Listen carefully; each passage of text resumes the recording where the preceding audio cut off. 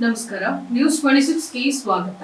Green path ಸಂಸ್ಥೆಯಿಂದ ಪ್ರತಿ ಭಾನುವಾರದಂದು ಸಾವಯವ ಕೃಷಿ ಸಂತೆಯನ್ನ ಸಂಸ್ಥೆಯ ವತಿಯಿಂದ ಆಯೋಜಿಸಲಾಗುತ್ತೆ. ವಿವಿಧ ಭಾಗಗಳಿಂದ ಹಲವಾರು ರೈತರು ತಾವು ಬೆಳೆದ ಉತ್ಪನ್ನಗಳನ್ನ ಇಲ್ಲಿಗೆ ತಂದು ಎಲ್ಲರಿಗೂ ಪರಿಚಯಿಸುತ್ತಾರೆ ಹಾಗೂ ಮಾರಾಟಕ್ಕಿಟ್ಟಿರ್ತಾರೆ. ಗ್ರೀನ್ ಪಾತ್ ಸಂಸ್ಥೆಯ ಸಂಸ್ಥಾಪಕರಾದ ಶ್ರೀ ಜಯರಾಮ್ ರವರು ರೈತರಿಗೆ ಸಹಾಯವಾಗಲೆಂದು ಈ ಭಾನುವಾರದ ಕಾರ್ಯಕ್ರಮವನ್ನ ಆಯೋಜಿಸಿರುತ್ತಾರೆ. ಇಲ್ಲಿ ಸಾವಯವ ಗೊಬ್ಬರದಿಂದ ಬೆಳೆದ ತರಕಾರಿಗಳು, ಹಣ್ಣುಗಳು, ಇನ್ನು ಹಲವಾರು ಬಗೆಯ ಉತ್ಪನ್ನಗಳನ್ನ ಇಲ್ಲಿ ಮಾರಾಟಕ್ಕಿಟ್ಟಿರ್ತಾರೆ. ನೀವು ಇಲ್ಲಿ ಒಮ್ಮೆ ಭೇಟಿ ಕೊಟ್ರೆ ನೀವು ದೇಶಿ ಸ್ವಾದದ ಅನುಭವವನ್ನ, ಉತ್ಪನ್ನಗಳ ರುಚಿಯನ್ನ ಸವಿಯಬಹುದು. ಒಮ್ಮೆ ಭೇಟಿ ಕೊಡಿ ಗ್ರೀನ್ ಪಾತ್.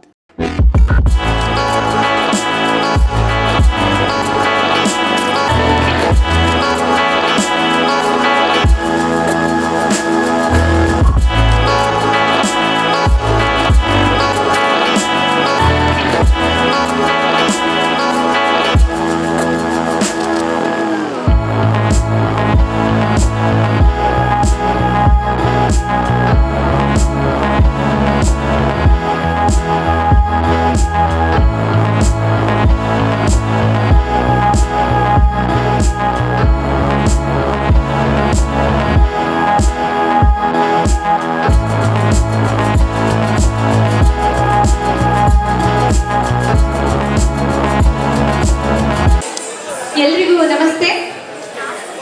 ಕಾರ್ಯಕ್ರಮ ಶುರುವಾಗ್ತಾ ಇದೆ, ಹಾಗಾಗಿ ಈ ಕಡೆ ಗಮನವನ್ನು ಕೊಡಬಹುದು ಅಂತ ಕೇಳ್ಕೊತೇನೆ. ಓಂ ಶ್ರೀ ಗುರುಭ್ಯೋ ನಮಃ.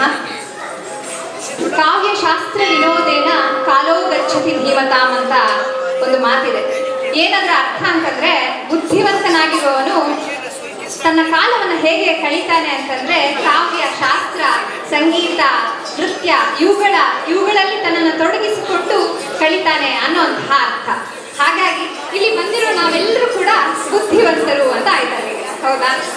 ವಿಡಂಬನಾತ್ಮಕ ಪರಿಸ್ಥಿತಿ ನಮ್ಮದು. ಹೆಚ್ಚು ಆರೋಗ್ಯಯುತ, ರುಚಿಯುಳ್ಳ, ಪೌಷ್ಟಿಕ ಆಹಾರ ಇಂದಿನ ಅತ್ಯಗತ್ಯ ಪರಿಕಲ್ಪನೆಗಳಲ್ಲಿ ಒಂದು. ಸಾವಯವ ಕೃಷಿ ಎನ್ನುವುದು ಕೃಷಿಯ ಒಂದು ವ್ಯವಸ್ಥೆಯಾಗಿದ್ದು, ಅದು ಪರಿಸರ ಸಮತೋಲನವನ್ನು ಸರಿಪಡಿಸುತ್ತದೆ, ನಿರ್ವಹಿಸುತ್ತದೆ ಮತ್ತು ಸುಧಾರಿಸುತ್ತದೆ.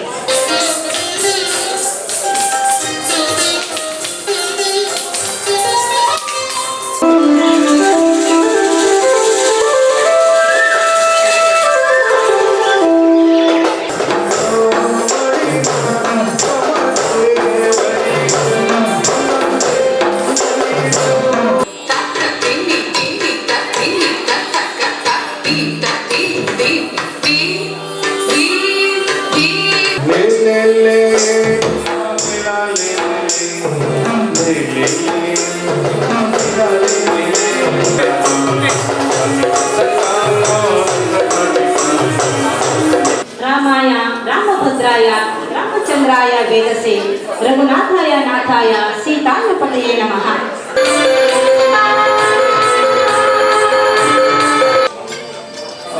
ಈ ಮಕ್ಕಳ ಬಗ್ಗೆ ಮತ್ತು ಸುಧೀರ್ರವ್ರ ಬಗ್ಗೆ ನಾನು ಹೇಳೋದಕ್ಕೆ ನಿಜವಾಗ್ಲೂ ತುಂಬ ಆನಂದ ಆಗ್ತಿದೆ, ಸಂತೋಷ ಆಗ್ತಿದೆ, ಮತ್ತು ಜೊತೆಗೆ ಕಮಿಟ್ಮೆಂಟ್ ಇದೆಯಲ್ಲ ಅದನ್ನು ಒಂದು ಅಚ್ಚರಿ ಅನಿಸುತ್ತೆ. ಯಾಕೆಂದರೆ ಸುಧೀರ್ನವ್ರನ್ನ ಭೇಟಿ ಮಾಡಿದಾಗ ಕಳೆದ 3-4 ವರ್ಷದಿಂದ ಅವ್ರು ಎಷ್ಟು ಸರಳವಾಗಿದ್ದಾರೆ ಅಂದರೆ, ಒಂದು ವಿಡಿಯೋ ಕಳಿಸಿದ್ರೆ ವಿಡಿಯೋನೂ ಕಳಿಸಿಲ್ಲ ಅವರಿಗೆ, ನಾವು ಪ್ರಮೋಟ್ ಮಾಡೋಣ ಹಾಕಿ ಅಂತ ಹೇಳಿ. ಅಂದರೆ ಎಲ್ಲೋ ಎಲೆಮರೆಕಾಯಿಯಾಗಿ ಅವರು ಹಳ್ಳಿನಲ್ಲಿ ಈ ಹಳ್ಳಿ ಮಕ್ಕಳಿಗೆ ಒಂದು ಈ ರೀತಿಯ ಒಂದು ಸಂಸ್ಕಾರ ಕೊಟ್ಟು ಅವರಿಗೆ ವಿದ್ಯಾಭ್ಯಾಸ ಮಾಡೋದಕ್ಕೆ ಬೇರೆ ಬೇರೆ ಪ್ರಕಾರಗಳಲ್ಲಿ ಇದನ್ನು ಅವರಿಗೆ ಹೇಳ್ಕೊಟ್ಟು ಇನ್ನೊಂದು ಅದ್ಭುತವಾದ ಒಂದು ಇದನ್ನು ಆಯೋಜನೆ ಮಾಡಿದ್ದಾರೆ. ಆಮೇಲೆ ಆ ಕಮಿಟ್ಮೆಂಟು ಭಾಳ ಮುಖ್ಯವಾಗುತ್ತೆ. ಅವ್ರು ಹೇಳಿದ್ರು ಇದು ಎಲ್ಲ ಅವರು ಬಹುಶಃ ಅವರು ಬೇರೆ ಏನು ಎಕ್ಸ್ಪೋಜರ್ ತುಂಬ ಕಡೆ ಓದಿದ್ರು. ಆಗ ಅವ್ರೇನು ಹೇಳ್ತಿದ್ರು, ನಾನು ತುಂಬ ಡೆಡಿಕೇಶನ್ ಇಟ್ಕೊಂಡು ತುಂಬ ಆತ್ಮಸಂತೋಷಕ್ಕೋಸ್ಕರ ಮಾಡ್ತಾ ಇದ್ದೀನಿ. ಅದು ಭಾಳ ಮುಖ್ಯವಾದ ವಿಷಯ.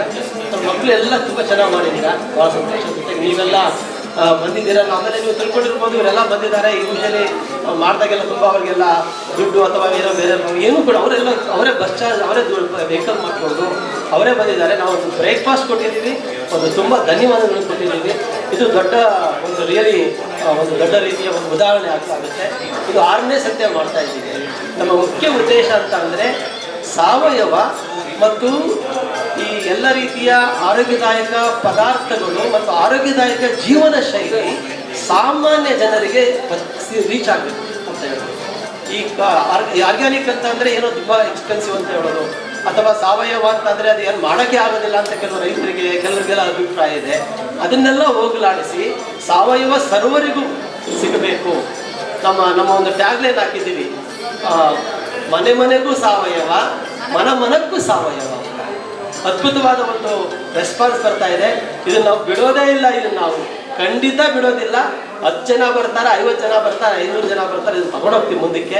ಇದನ್ನು ಖಂಡಿತ ನಿರಂತರವಾಗಿ ಮಾಡ್ತೀನಿ. ನಿಮ್ಮ ಮುಂದಿನ ವಾರನೂ ಸಹ ಒಂದು ಅದ್ಭುತವಾದ ಬಹಳಷ್ಟು ಜನಕ್ಕೆ ದಯವಿಟ್ಟು ನೀವೆಲ್ಲರೂ ಬರೀಬೇಕಿದ್ರ ಬಗ್ಗೆ. ಈಗೇನು ಬರೆದ್ರೆ ಗೂಗಲಲ್ಲಿ ಅಥವಾ ಬೇರೆ ಕಡೆ ನಿಮ್ಮ ಸ್ಟೇಟಸ್ಗಳಲ್ಲಿ ನೀವು ಬೇರೆ ನೀವು ಎಲ್ಲ ಸೇರ್ತೀರ, ಅದ್ರ ಬಗ್ಗೆ ಮಾತಾಡಿದ್ರೆ ಇದು ತುಂಬ ಬೇಗ ರೀಚ್ ಆಗುತ್ತೆ.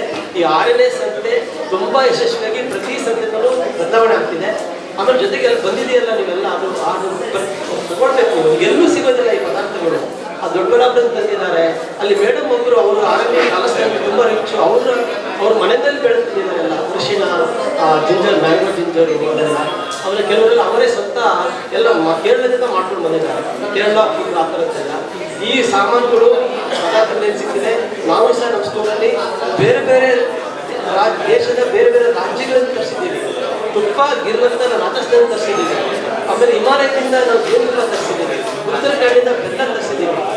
ಆ ಥರ ಕೇರಳದಿಂದ ಇವತ್ತಿ ತರಿಸಿದ್ದೀವಿ. ಇದರಲ್ಲಿ 1,000 ಏನು ಸಿನಿಮಾ ಟಾಕೀಸ್ ಇದೆ, ಅಷ್ಟರಲ್ಲೂ ಬಂದಿರೋಂಥ ಕಾರ್ಯಕ್ರಮ ಕೊಟ್ಟಿದ್ದೀವಿ ನಾವು.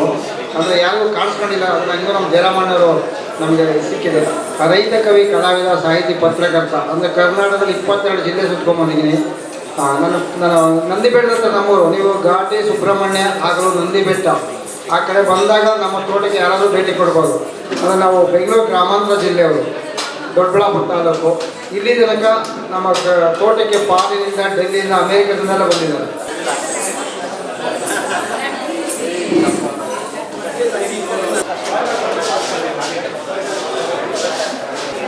But it is most important. It's quite relevant. Yeah. It's very informative. We need that information. Yes. Otherwise, how can you understand? What was earlier? What was there earlier? What was what's happening today? Exactly. So it kind of gives us a context to understanding how the world has changed through time. So with research, I'm very satisfied with that kind of research. But now I also think that I have utilized a lot of government scholarships to study. So I feel like I must do something also that has social impact and social relevance directly. So I was looking at the scope for utilizing the laboratory skills I have, the knowledge I have on the scientific side of testing of soil, leaves, fruits and so on, and how it is commercially viable and how it is useful for so that's the motivation. That's why I wanted to. So yeah, very nice, very accurate. How you Yeah. So basically, I plan to set up a laboratory in which we can get samples for testing from farmers and provide certification or values, either certificates or just the scientific results of the pesticides in their product, so that they can get feedback about how they can change their practices in the farm and make their product acceptable for export markets, for example. So that's the idea. That's very important. Also, I also looked at another angle. Now you know what happened in the mainstream. Whatever the products are used, so much contaminated. Exactly. For example, recently the research done in Bangalore in the Bangalore. Yes. It is so much polluted. It's green coat also is subject. So you ask something about how it is polluting, how this is unfit for consumption. Absolutely. Those aspects also bring to the knowledge of the people, consumers. Absolutely. Then there will be big change. See, what we are consuming, whether it is fit for consumption, that's one common aspect. Absolutely. Another, what is the solution for that? Yes. What is the alternative? Suppose I get vegetable from here, I don't get it close to Bangalore, I get it from Lalmangla or some other place where sewage water is not going. Yeah. Where that at least they are using borewell water or they are using the rain water. My whole farm is running almost on the rain water. So like that, there are many attempts have been made where organic also they should use right water. Absolutely. And use most of the things from the rain water. ಇದಾಗಿತ್ತು latest updates. ಇನ್ನಷ್ಟು ಸುದ್ದಿಗಾಗಿ ನೋಡ್ತಾ ಇರಿ news 26 Kannada. ನಾವು ನಿಮ್ಮೊಂದಿಗೆ.